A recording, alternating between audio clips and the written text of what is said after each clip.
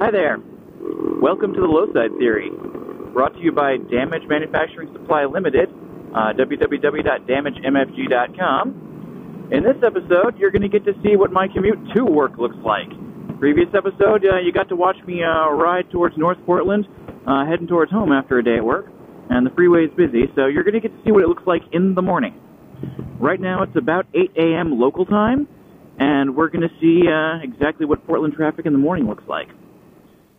If the word shit show comes to mind, then you're not wrong.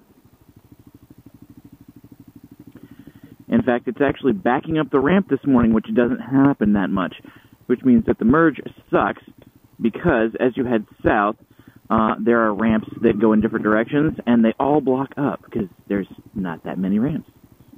I did say there's all these ramps, but then I said there's not that many ramps. Well, there are ramps. We'll just leave it at that. And they block up real quick. Now, my goal here is to get over into the left lane, because usually it moves a little bit better than the rest of everything else. But I don't know how well that's going to work today, because it doesn't look like it's doing too hot this morning. Normally when traffic gets really bad, it's because they're raising and lowering all the bridges because some large ship is coming through, because Portland's waterway is like that. But, yeah, don't know. I'll be honest, I don't tend to pay a ton of attention to the bridge lifts, because they're so arbitrary, you can't really time anything or schedule anything. Oh wow, I can slip in behind the truckster here. Sweet. And I can also slip in behind this dude. Alright, I'm in the lane I want to be in.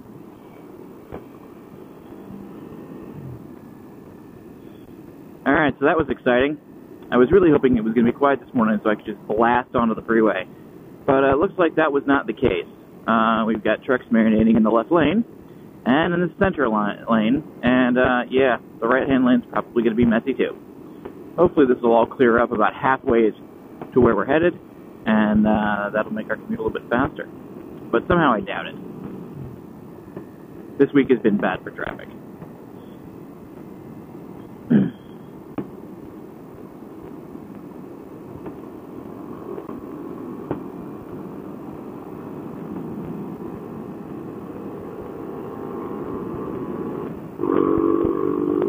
And it looks like speed is actually picking up. Yeah, this guy in the minivan is definitely shagging on it. He could be going a lot faster. He's got space ahead of him. But the weird thing about Portland is people actually do go the speed limit. It's weird. Every place else I've lived, the speed limit was more of a suggestion, and everybody gravitated around 20 miles around that. Here in Portland, people actually go the speed limit. It's weird. It's funny because I first moved here, and I couldn't figure out why everybody was driving so slowly. It just didn't make any sense. And then I realized that, no, everybody wasn't going slowly. They were going the speed limit. I was following my usual norm and going like 20 over, which is what was the norm where I was from. So, yeah, it took some readjustment to get used to going the speed limit. And I still don't. I don't think I'll ever be able to exactly go the speed limit. It's not programmed that way. But hey, at least people in Portland are responsible.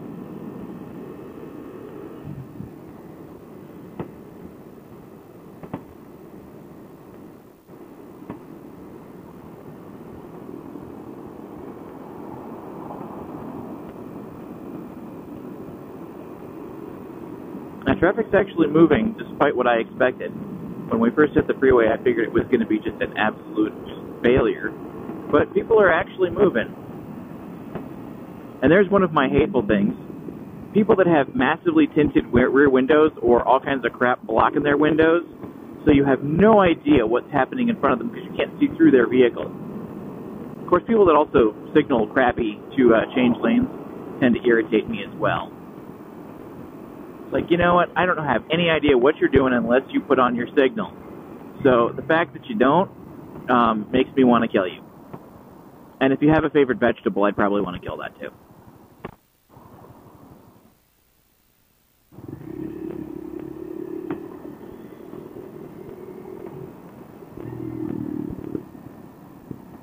And as you can see, here in Portland, it is a lovely day. This is actually what I would consider to be nice and sunny for Portland. Everywhere else, gray. It was supposed to be raining overnight, but it didn't. because, well, it rains some places, but not others, because sometimes it's spotty, because Portland's weird like that. And, yeah, right now it's about 50 degrees. When we left yesterday, it was 80 degrees. So, yeah, the temperature fluctuates. But here's the funny thing. It's going to be maybe 60 degrees today, and cloudy and gray, and probably rain some. Next week, it's going to be 100 degrees and sunny. I'm so not excited for that. And I just had to put my feet down. Nothing irritates me more on the freeway than having to put my feet down. Why? Because now I'm standing still. Arg. Anyway, I was talking about the weather. Yeah, in Portland, it's interesting. The climate here has always been so mild that many houses here were built with no air conditioning. Yes, I'll say that again. Many houses here were built with no AC, which means that in the summer when it gets hot, you got fans. It's like the 1900s or something. It's weird. Every house I ever grew up in, you had air conditioning. It's just that thing.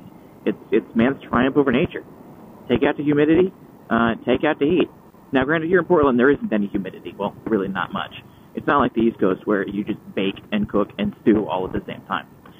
Out here, it's pretty dry. It's nice. And even if it gets hot during the day, it tends to cool off pretty quick at night. So it can be 100 during the day, and it'll get down to 60 at night. So the temperature swings pretty impressively. But that doesn't mean that 100-degree heat doesn't suck. Thankfully, where I live, air conditioning.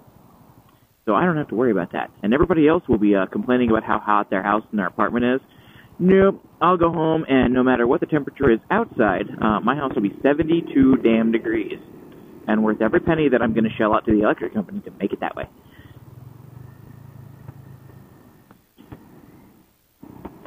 Now, as we're coming this way downtown, you'll notice you've got two lanes that are merging into a spur here.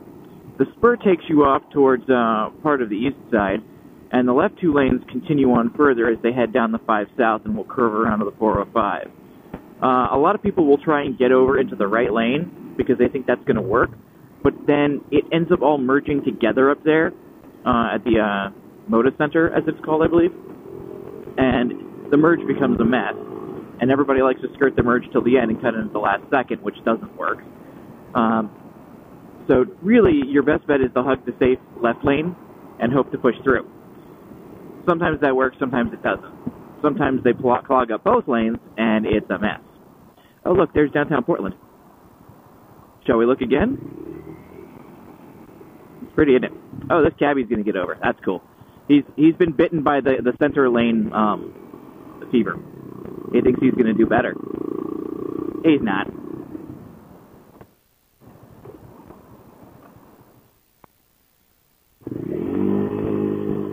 Yeah, I revved that high. Don't care. I'm fluttering between second and third gear just because of the traffic. Because I know it's going to slow up, so I'm just keeping her in second because I don't want to have to dump it all the way to first or luft it in third.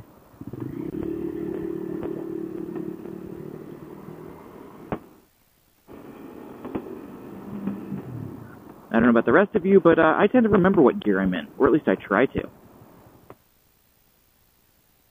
Although, yeah, just like everybody else, there's a time when I will just bump her down to first and then move back up again because I totally forgot.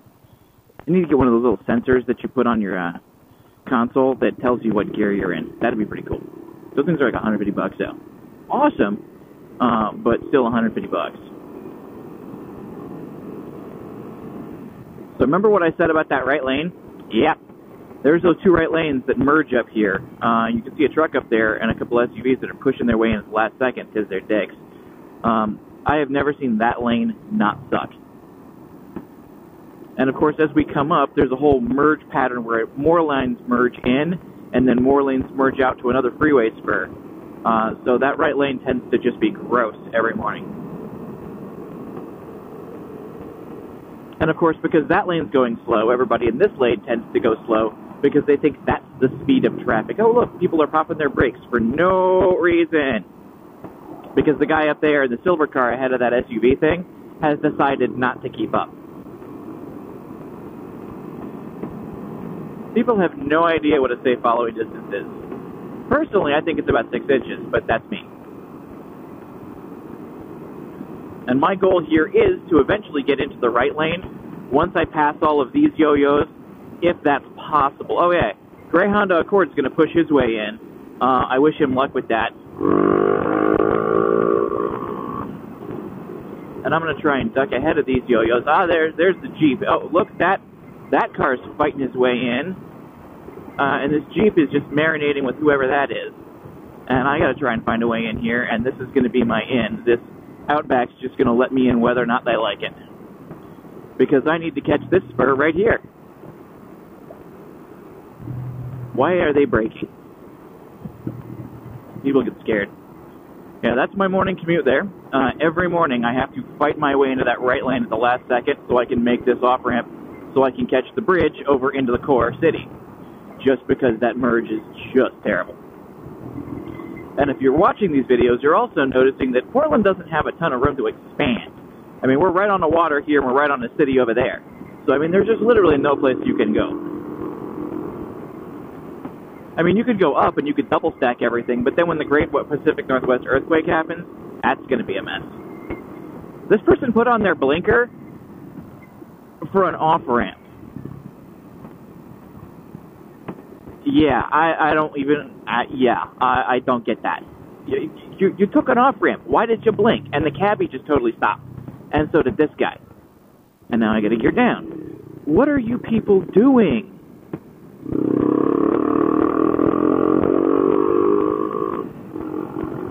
I swear, people have no idea how to drive. It's like you get in the car and actually driving it is the afterthought when it should be the actual thing you're doing.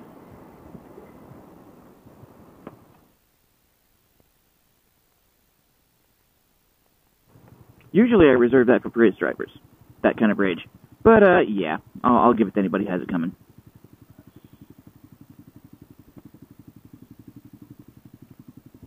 The Toyota Prius. There's a car I'll never buy.